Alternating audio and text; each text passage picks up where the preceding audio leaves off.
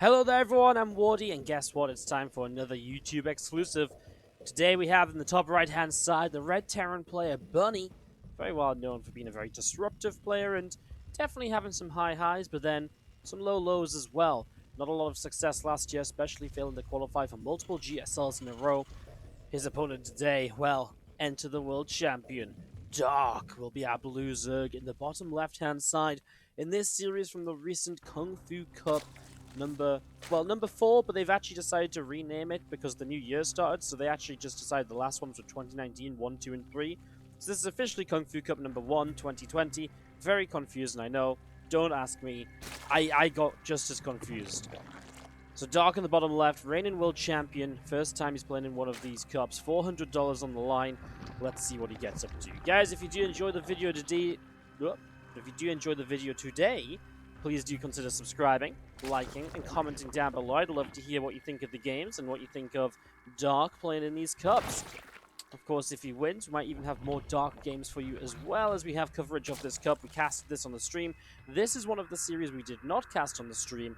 This is one of the series I jumped into on my second account on the second PC while the rest of the matches were going on. Grab these replays to bring you guys the YouTube exclusive. So, again, just trying to bring you guys all the content possible. I knew you guys would be pretty excited to see some Dark. And well, ZvT is a matchup that does very well on the channel as well. And I'm hoping Bunny can make it at least a little bit competitive. I hope he's not just going to roll over and die to an early roach timing because, well, this is already pool first from Dark. And you know Dark, one of the things that makes him such a great player is his complete willingness to just play aggressively. He is not a player that shies away from the idea of just saying, throwing out some roaches early. He doesn't just sit back and macro. But when he does sit back and macro, he's deadly, he's dangerous. But that's what makes him overall such a great player and so difficult to play against because you never know what's coming. You can't just say, oh yeah, he always plays macro, this is what I'm going to do against it. Every game you have to go into ready to change your plans, ready to say, okay, maybe I'll do this, do that, and then when you scout something, change up what you were intending to do. So again, really hoping Bunny can put up a bit of a fight. I would not wager Bunny as the favorite in this matchup. Don't get me wrong, I think Dark's going to sweep the floor with Bunny. I'm just hoping it's some interesting games at least, because I just wanted to get some Dark on the channel. I know we had him on for the WESG qualifiers not so long ago, but we will not see any Dark during the IEM Katowice qualifiers coming up, because as world champion, he's already invited to Katowice. So probably not going to see any Dark in the coming week or two on the channel. This is probably our last chance, basically, you know, in this tournament here. So again, just making the most of it while we can. Get some Dark games underway. So Dark did open pool first, but just went into Zergling Speed, has not done anything else with the extra gas mining. He has about 200 now, which is kind of a lot, but yeah, not really doing much. He'll take a third hatchery, which could have been so much sooner had he not been mining so much gas. And the question still remains as to just what exactly he plans to do with that, so we'll sit and wait and wonder ourselves. Meanwhile, Bunny, double gas opening, plays in towards a starport pretty early. No super fast 3cc, has a bunker up. I think you kind of need that when you see Dark going pool first against you. Dark will always play mind games as well, so he'll go pool first multiple games in a row, and then eventually after, just macro run a few times in a row, then suddenly, boom, roaches will be knocking on the front door. Now, this is going to be a roach roaring. This is a roach roaring that comes in a little bit earlier than I think a lot of the roach roarings usually might. Just a little bit, and I mean, with 300 gas in the bank, you have to expect there is still a lot of aggressive possibility here from Dark. As he hits about the 38 worker count, if he cuts here and just goes into roaches, I mean, he's taking extra gases though, which sort of suggests maybe he has other plans. You also just know lair, right? And without the lair, when are you ever going to get roach speed, which is going to be pretty fundamental to making sure you can continue to trade throughout the game and continue to do well throughout the game as well.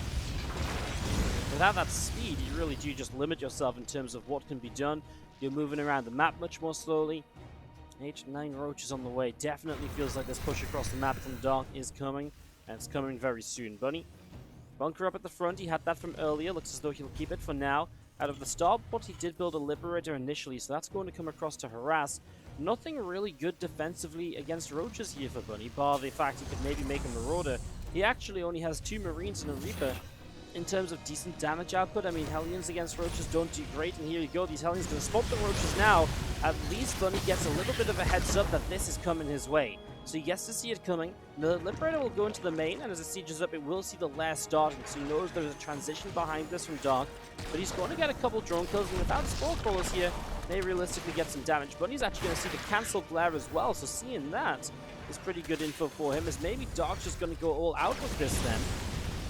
Okay, well, I mean, it's just, the thing is, he's not faking anything anymore by cancelling the lair, right? As initial corrosive bars come up straight onto the Liberator. But obviously, the Liberator got a couple of shots off already, and when you're picking off Ravages pretty quickly, that goes a long way. A big SCV pull ready to surround and protect this bunker. And Bunny looking to hold on, will probably lose the wall off at the front.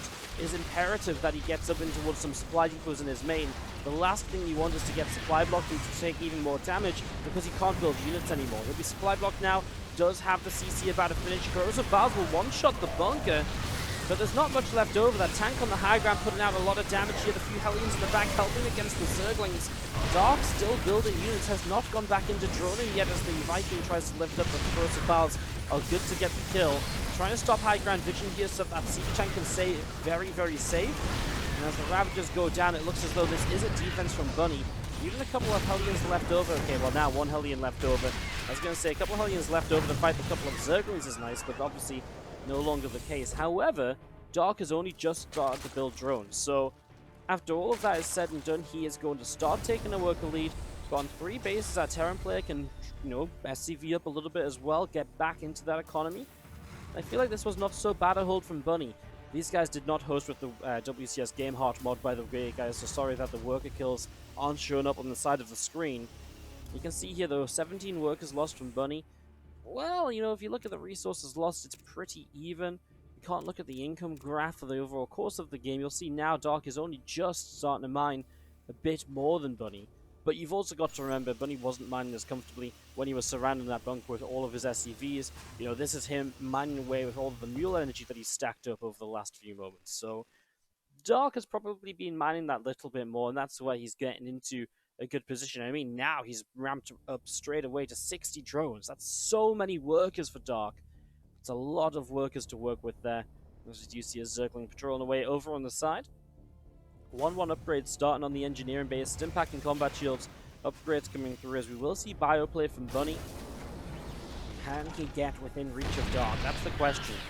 Because Dark's army supply will start to absolutely explode in the next few moments. Because he's on a good work account. Maybe he'll even build up that work account a bit more if he doesn't think that Bunny's going to get aggressive, which in fairness, Bunny may very well not. There's not a lot on the map for Bunny to do anything with until now. The medevacs can load up the Marines and go across.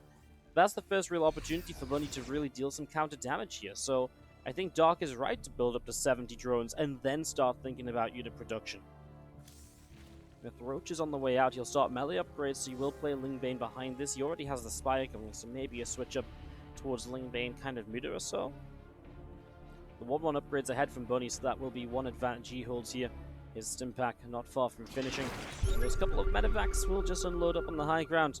The Zerglings running over, going to go underneath these medevacs and just keep track of them, as it looks as though they may head their way or make their way in towards the main base in the next few moments, but they're going to take a turn into the third, where he's going to see the Banelings dropping down. I mean, nice little bit of info for Bunny. Knows just how long it's going to be until Banelings are realistically on the map. That's a cancel from Dark as well, so it slows it down a little bit. I mean, the longer you go without the Banelings here, the tougher it's going to be to trade against those larger bio armies, which is what Bunny should have to push with sooner rather than later. I mean, if the Baneling Nest's not there, he might just decide to kind of go for it.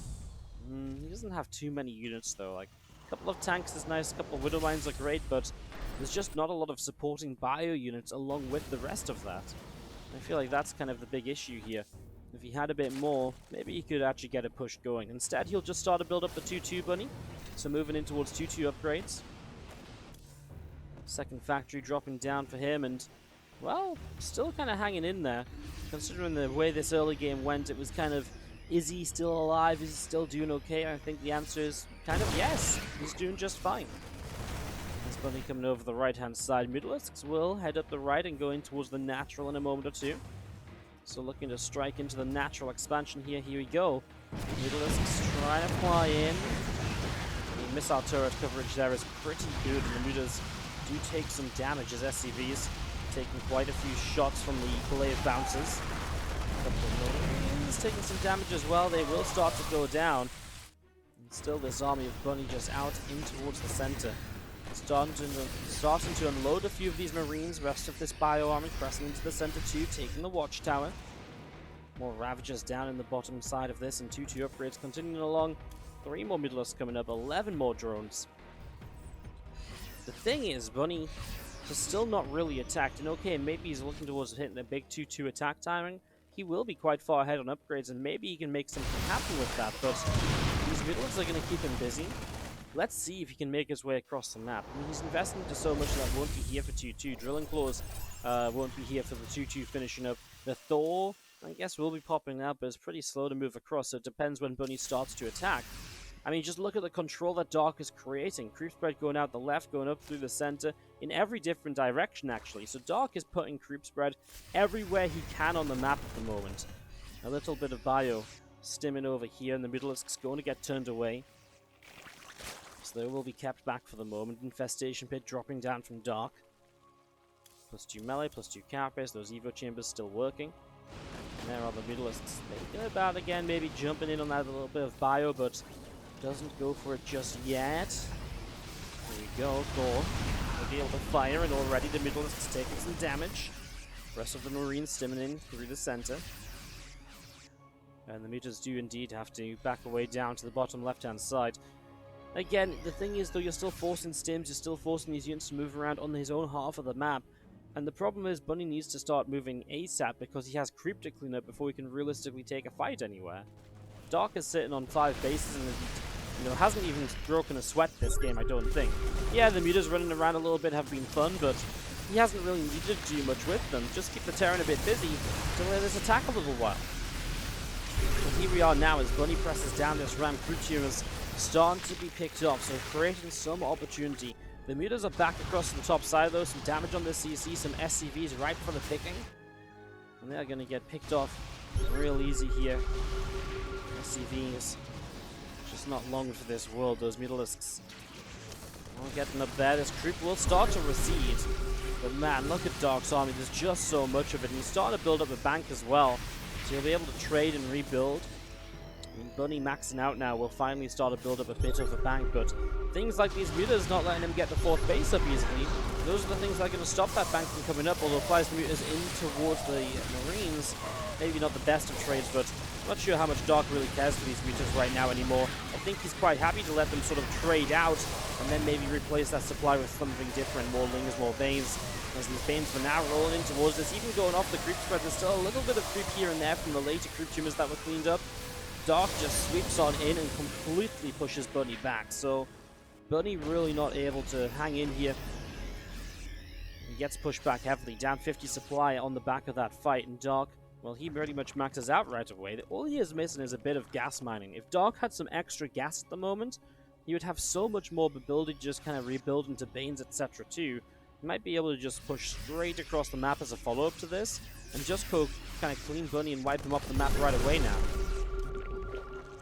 Well, Lingbane Ravager back through into the center. Bunny cleaning up a couple of those creep tumors. The Zerglings still running on forwards then. The Medivacs boosting back to help heal up these bio units. Siege tank firing, and now some of the Widow Mines burrowing up as well. Creep tumors going to spread out a little bit, and we do have Banelings morphing in as well as the Ling is heading up to the top left-hand side. They're going to go straight for this Planetary Fortress, so looking to get a bit of a surround on this. The Bio stemming in. I mean, the Planetary should help to pick up some kills. How much can the Bio do? Missing the Banelings here is Dark. They are coming in from the kind of behind this army now. Doesn't really need them because he didn't take a straight-up fight. He just kills off the 4. As long as you're keeping Bunny on 3 bases and you're sitting happy on 5, moving up to base number 6, I think Dark is very happy with the scenario, right? He's bases ahead, he's able to rebuild easily and comfortably, he's moving into Hive Tech, so that's only going to improve for him, because right now Bunny does have 3 upgrades, a little bit of a supply advantage when it comes to army, so maybe there's some hope for Bunny as he sets up, moving up this ramp. Let's see, as Dark's going to come in on this again, but only for a moment now decides to back away.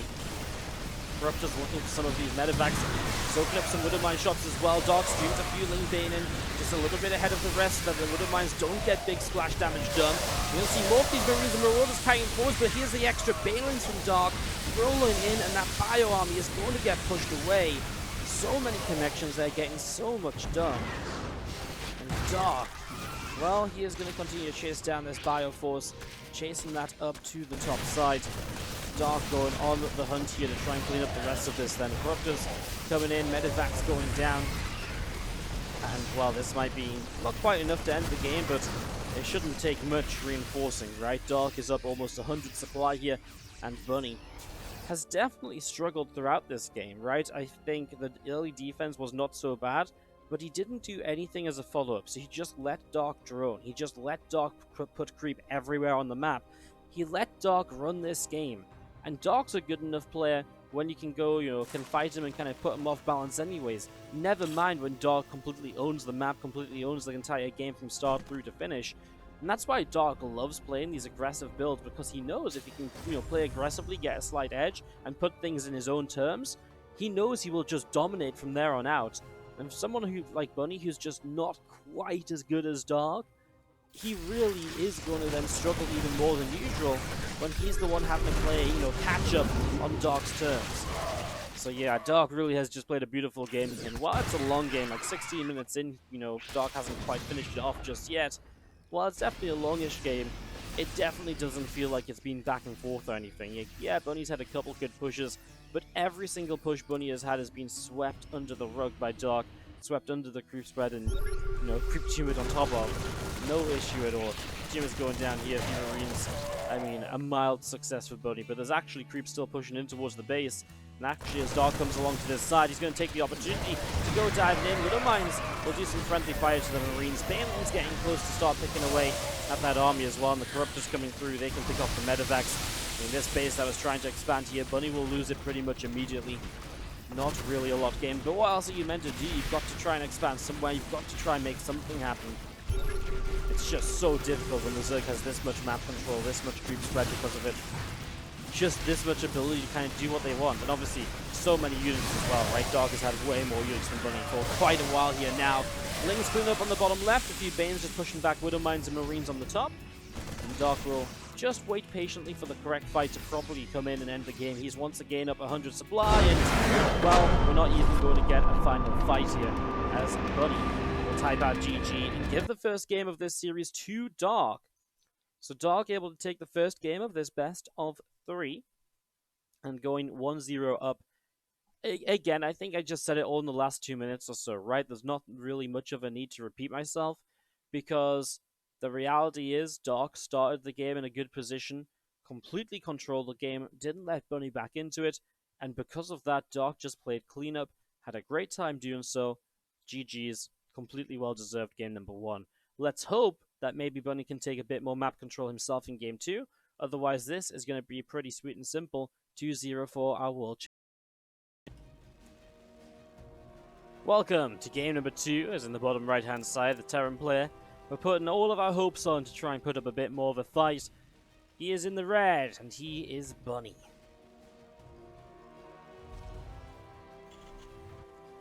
Taking on the Blue Zerg player in the top left hand side. From Dragon Phoenix Gaming up 1-0, it is Dark.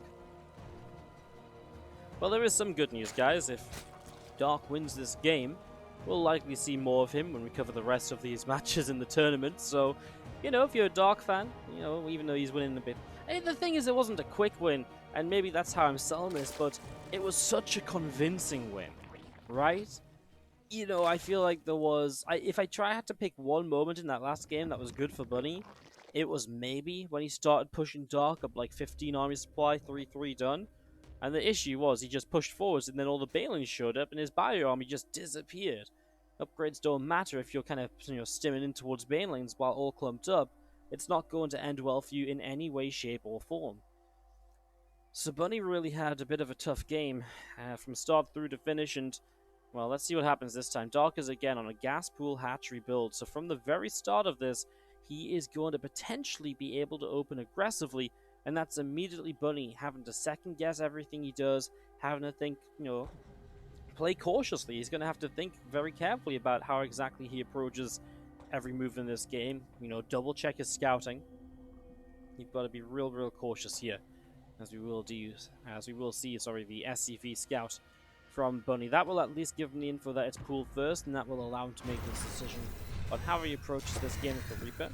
Now, Dark doesn't typically like to bring the couple of Lings across the map, and there's a very fast road drawer, so this is Dark really kind of amping up the aggression from the very early stages. If this SCV can find its way into the main, it's very tough, right, because there's two Lings here, and there is a Queen on its way out. SCV will just turn, happy with the knowledge it's a pool first. I mean, there's just no scouting, right? And the Reaper will start to move across the map. Like I was saying, though, Dark doesn't like to bring the Lings across the map, and if you know that as Bunny, and if you can exploit that as Bunny, the way to exploit it is by just sending the Reaper out and getting it across the map for an early scout to confirm whether this is going to be Roaches early in the game or not.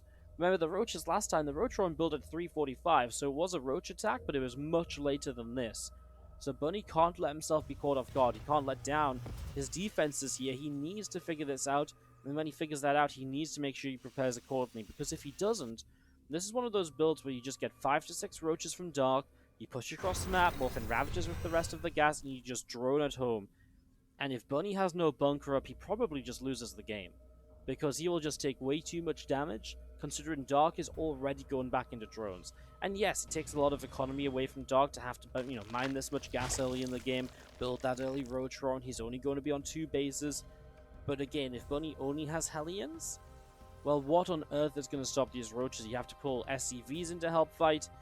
And look at the Reaper, man. It's just sat on the watchtower. It's going to miss all possible information about this because Dark is just moving around out of range of the watchtower. He knows the Reaper is out here somewhere, but that Reaper is not doing a good enough job from Bunny. This Reaper needs to get up to the top side of the map. It needs to be here watching the entrance. It needs to be trying to check the main. Sitting in the center is not going to work for this exact reason. Dark is too smart.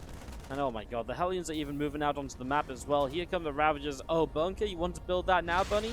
Yeah, a little bit late, I think, as we do see the 2 Ravagers showing up. The rest of the Roach is going to be here in a moment or so as well. All he really wants to make sure of here is he doesn't get surrounded by SCVs. That's why this could go very badly wrong for him. He will lose 1 Ravager pretty quickly, a bit faster than I was expecting him to. A couple of Hellions chasing down the other Ravager on the left-hand side. But again, you have to pull the SCVs to fight this, and that's the issue, right? Having to pull these SCVs in gets very, very expensive. And now the Hellions go down, there's not really any extra damage output coming in. There is a Liberator, but he actually only has 2 Ravagers left, so you will not be able to do much more. The Liberator will for now hold on. The Hellions get another kill. I'm actually impressed. 13 SCVs go down. It's still not great for Bunny for that reason. And that worker count is still dropping here as another corrosive bow on the Liberator. And if this Ravager can get one off as well, okay, probably won't kill it now as the Liberator gets repaired. Just gonna drop one more just because why not? Even if you're forcing the repair there, it is nice. 14 workers killed, resources lost about 550 in favor of Dark as well. I think this is enough because look at what he's been doing. 3rd hatchery starting just now, so that's very late. But the drone count, 42 workers to 24 SCVs. You literally swap those 2 numbers around to get the other one there. That's a lot of damage dealt. Can you have one more corrosive bow, finish off this depot? SCV is going to be forced back. Loses high ground vision. Okay, well, Bunny saves that at least, but it already feels as though Bunny is in some trouble here, huh? It really, really does. A couple of Hellions are going to go chasing that Ravager, putting out some hurt. I mean, Banshee on the way, Cloak on the way, so that's going to be his attempt at following up here, but I'm not convinced it's really going to get much done at all, actually, as we do see this Ravager chase down. So Dark loses everything. Does that matter when your 22 workers up? I mean, yes, it means you've got to, rebuild some extra units, but he traded until the very end. He was hitting those Hellions. I feel it was worthwhile to get the extra damage on the Hellions, pick some more of those up. Dark just switching up the aggression, a Roach attack that hits that much earlier, and it all comes down to the Reaper Scout. And if you don't scout properly as the Terran, the Zerg is going to get away with attacks like this. They're going to be able to do way more damage than these attacks ever should. And it's just because that Reaper sat lazily in the center of the map. And you know what? Against the worst Zerg player, maybe that works. Against Dark, who is known for his trickery, who's known for knowing these sort of early game attacks so well, it's just never going to work out. He knows where your Reaper is. He knows where it's likely sitting. If he's not seen it at the front of his base, why would he then give you the easy scout by moving himself through the center of the map, right? Dark played against this position and setup wonderfully. I know I'm sort of just like, you know, tooting Dark's trumpet right now, and singing his praises, but the fact of the matter is he's playing a much better game than Bunny is. And not just mechanically, not just in terms of micro or macro, just even in the mind games. Dark is playing a much better game. I mean, what mind games has Bunny got? Well, none, because Dark has taken the initiative. And Bunny doesn't set up any as kind of countermeasures or counterplays in any of these games either. Right? His play right now is like, oh, well, you know, I decided to go Banshees and now I'm going to get Hyperflight Rotors and play mech. That's not a mind game at all, it's just a style. And I really feel like you need to do something special here as Bunny to get back into it. And I feel like just trying to build into a mech style is not going to be that something special, because Dark should just have enough of a lead to just shut this down. When 1-1 finishes, I can absolutely see, you know, maybe Roach speed starts soon as well. Just a 1-1 Roach time, he should just end this game pushing across. Starts to Spire. And as the Banshees show up, I mean, it's just the Banshees. They're the only reason you can't attack with these Roaches just yet. Excuse me for having something pinging me on the notifications, guys. I do apologize. And this Banshee's going to go in and go after these couple of Roaches. So yeah, okay, they show up, and maybe it's a little bit of a surprise and attempt to dive by here for the health. And they will hit a mineral line. How many drones? 2, 3 so far. Make that 5. Oh, we're going to get one more. Maybe 2. This one just survives. 5 drones is just not enough.